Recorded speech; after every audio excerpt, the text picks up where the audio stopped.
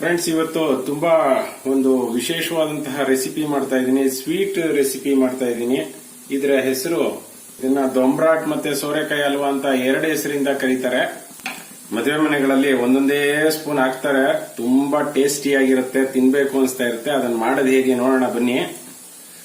ಮೊದಲು ಒಂದು ಪಾನ್ ಇಟ್ಕೊಂಡು ಅನಂತರ ಅದಕ್ಕೆ 1 ಟೇಬಲ್ ಸ್ಪೂನ್ ಅಷ್ಟು ತುಪ್ಪ ಹಾಕೊಳ್ಳೋಣ. ಕಾದ ನಂತರ 10 ದ್ರಾಕ್ಷಿ ಹಾಕೊಳ್ತಾ ಇದ್ದೀನಿ. ನಂತರ ಒಂದು 12 ಗೋಡಂಬಿನ ಕಟ್ ಮಾಡಿ ಪೀಸ್ ಆಗಿ ಮಾಡಿ ಇಟ್ಕೊಂಡಿದ್ದೀನಿ, ಅದನ್ನ ಹಾಕೊಳ್ತಾ ಇದ್ದೀನಿ. ಇದನ್ನ ಫ್ರೈ ಮಾಡ್ಕೊಳ್ಳೋಣ. ಕ್ಲೀನ್ ಆಗಿ ಹುರ್ಕೊಂಡಾದ್ಮೇಲೆ ಫ್ರೈ ಆದ್ಮೇಲೆ ಇದನ್ನ ಎತ್ತಿಟ್ಕೊಳ್ತಾ ಇದ್ದೀನಿ ಸ್ನೇಹಿತರೆ. ಫ್ರೆಂಡ್ಸ್, ಇಲ್ಲಿ ಸೋರೆಕಾಯಿನ ನಾನು ತುರಿದು ಮೇಲ್ಗಡೆ ಇರುವಂತ ಸಿಪ್ಪೆನ ರಿಮೂವ್ ಮಾಡಿ ಅನಂತರ ಚೆನ್ನಾಗಿ ಕೊಬ್ಬರಿ ತುರಿಯೋ ಮನೆಯಲ್ಲಿ ತುರಿದು ಇಟ್ಕೊಂಡಿದ್ದೀನಿ. ಇದನ್ನ ಇದ್ರೊಳಗಡೆ ಹಾಕೊಳ್ಳೋಣ.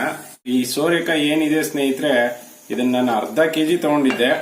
ಇದನ್ನ ತುರಿದ ಮೇಲೆ 1/4 ಕೆಜಿ ಆಗಿದೆ. ಬೇಯಿಸಿದ ಮೇಲೆ ಇನ್ನೂ ಕಮ್ಮಿ ಆಗುತ್ತೆ. ಫ್ರೆಂಡ್ಸ್, ಇದಕ್ಕೆ ಒಂದು 150 ಗ್ರಾಮ್ನಷ್ಟು ಸಕ್ಕರೆನ ಹಾಕೊಳ್ತಾ ಇದ್ದೀನಿ. ನೋಡಿ ಫ್ರೆಂಡ್ಸ್, ಸಕ್ಕರೆ ಹಾಕಿದ್ಮೇಲೆ ಇದು ಸ್ವಲ್ಪ ನೀರು ಬಿಟ್ಕೊಳ್ತಾ ಇದೆ ಸೋರೆಕಾಯಿ. ಇದನ್ನೆಲ್ಲ ಡ್ರೈ ಆಗೋವರೆಗೂ ಕ್ಲೀನ್ ಆಗಿ ಫ್ರೈ ಮಾಡ್ಕೊಳ್ಳೋಣ. ಫ್ರೆಂಡ್ಸ್, ಇದಕ್ಕೆ ಒಂದು 5-6 ಕೇಸರಿ ದಳನ್ನು ಹಾಕೊಳ್ಳೋಣ, ಚೆನ್ನಾಗಿರುತ್ತೆ. ಫ್ರೆಂಡ್ಸ್, ಇವಾಗ ಇದನ್ನ ಎತ್ಕೊಂಡು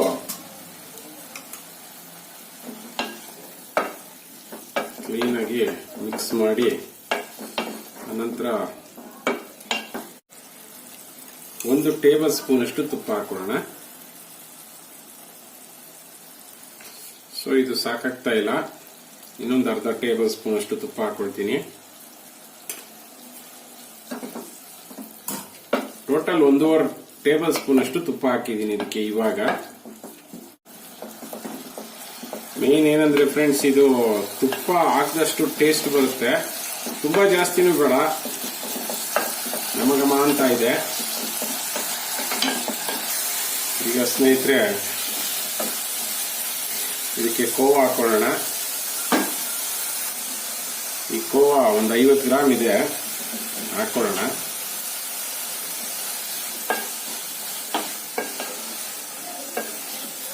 ನಂತರ ಡ್ರೈ ಫ್ರೂಟ್ಸ್ ಏನು ಅವಾಗಲೇ ಹುರಿದಿಟ್ಕೊಂಡಿದ್ವಿ ಫ್ರೈ ಮಾಡಿ, ಅದನ್ನು ಹಾಕೊಳ್ಳೋಣ ಇದಕ್ಕೆ.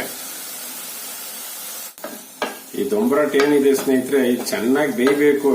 ಇಲ್ಲಾಂದ್ರೆ ಇದು ಒಂದ್ ಸ್ವಲ್ಪ ಹಸಸಿ ಹೊಡೆಯುತ್ತೆ. ಸೊ ಹಾಗಾಗಿ ಚೆನ್ನಾಗಿ ಬೇಯಬೇಕು. ಮತ್ತೆ ನಾನು 2.5 ಸ್ಪೂನ್ ತುಪ್ಪ ಹಾಕೊಂಡಿದ್ದೀನಿ. ನಿಮ್ಗೆ ಇನ್ನೂ ಜಾಸ್ತಿ ತುಪ್ಪ ಬೇಕು ಅಂದ್ರೆ ಹಾಕೋಬಹುದು. ತುಪ್ಪ ಎಷ್ಟು ಹಾಕೊಳ್ತೀರೋ ಅಷ್ಟು ಟೇಸ್ಟ್ ಜಾಸ್ತಿ ಆಗುತ್ತೆ. ಸೊ ಫ್ರೆಂಡ್ಸ್, ಇವಾಗ ರೆಡಿ ಆಗಿದೆ. ಈಗ ಇದನ್ನ ಎತ್ಕೊಂಡು ಸರ್ವ್ ಮಾಡ್ಕೊಳ್ಳೋಣ. ಬನ್ನಿ ಹೇಗಿರುತ್ತೆ ಅಂತ ನೋಡೋಣ. ಫ್ರೆಂಡ್ಸ್, ರೆಡಿ ಮಾಡಿ ಇಟ್ಕೊಂಡಿದ್ದೀನಿ. ಈ ಹಲ್ವಾನ ಅಥವಾ ದೊಂಬ್ರಾಟ್ನ ತಿನ್ನೋದಿಕ್ಕೆ ಸಖತ್ತಾಗಿರುತ್ತೆ. ಮೇಲ್ಗಡೆ ಸ್ವಲ್ಪ ಬಾದಾಮಿ ಹಾಕೊಂಡು ಇಟ್ಕೊಂಡಿದ್ದೀನಿ. ಕಾಂಬಿನೇಷನ್ ಅಂತೂ ಸಖತ್ತಾಗಿದೆ. ಮದುವೆ ಮನೆಯಲ್ಲಿ ಹಾಕ್ತಾರಲ್ಲ ಅದೇ ತರ ಬಂದಿದೆ. ಅದನ್ನ ಸ್ವಲ್ಪ ತಿನ್ನೋಣ ಹೇಗಿದೆ ಅಂತ. Wow, super. ನೀವೊಂದ್ಸತಿ ಮನೇಲಿ ಮಾಡಿ. ಮತ್ತೆ ಇದು ತುಂಬಾನೇ ಹೆಲ್ದಿ. ನೀವೇನ್ ಕ್ಯಾರೆಟ್ ಮತ್ತೆ ಬೂದ್ಗುಂಬಳಕಾಯಲ್ಲಿ ಮಾಡ್ತೀರಾ ಅದಕ್ಕಿಂತನೂ ಚೆನ್ನಾಗಿದೆ. ಮತ್ತೆ ತುಂಬಾ ಹೆಲ್ದಿ ಫುಡ್, ಆರೋಗ್ಯಕ್ಕೆ ತುಂಬಾನೇ ಒಳ್ಳೇದು. ಈ ಒಂದು ಸಣ್ಣ ನನ್ನ ಪ್ರಯತ್ನ ನಿಮ್ಗೆ ಇಷ್ಟ ಆಯ್ತು ಅಂತ ಅನ್ಕೊಳ್ತೀನಿ. ಇಷ್ಟ ಆಗಿದ್ರೆ ಲೈಕ್ ಬಟನ್ ಹಿಟ್ ಮಾಡಿ, ನನ್ನ ಚಾನಲ್ಗೆ ಸಬ್ಸ್ಕ್ರೈಬ್ ಆಗೋದನ್ನ ಮರಿಬೇಡಿ. ಜೈ ಹಿಂದ್, ಜೈ ಕರ್ನಾಟಕ. ಮತ್ತೆ ಸ್ನೇಹಿತರೆ, ಇವತ್ತು ನಾನಿಲ್ಲಿ ಕೇಳ್ತಾ ಇರುವಂತ ಕ್ವಶನ್ ಏನಪ್ಪಾ ಅಂದ್ರೆ, ನಾನು ಈ ಒಂದು ದೊಂಬ್ರಾಟ್ನ ಮಾಡೋದಿಕ್ಕೆ ಬಳಸಿದಂತಹ ತುಪ್ಪದ ಪ್ರಮಾಣ ಎಷ್ಟು ಅಂತ ನೀವು ನನಗೆ ಹೇಳ್ಬೇಕು.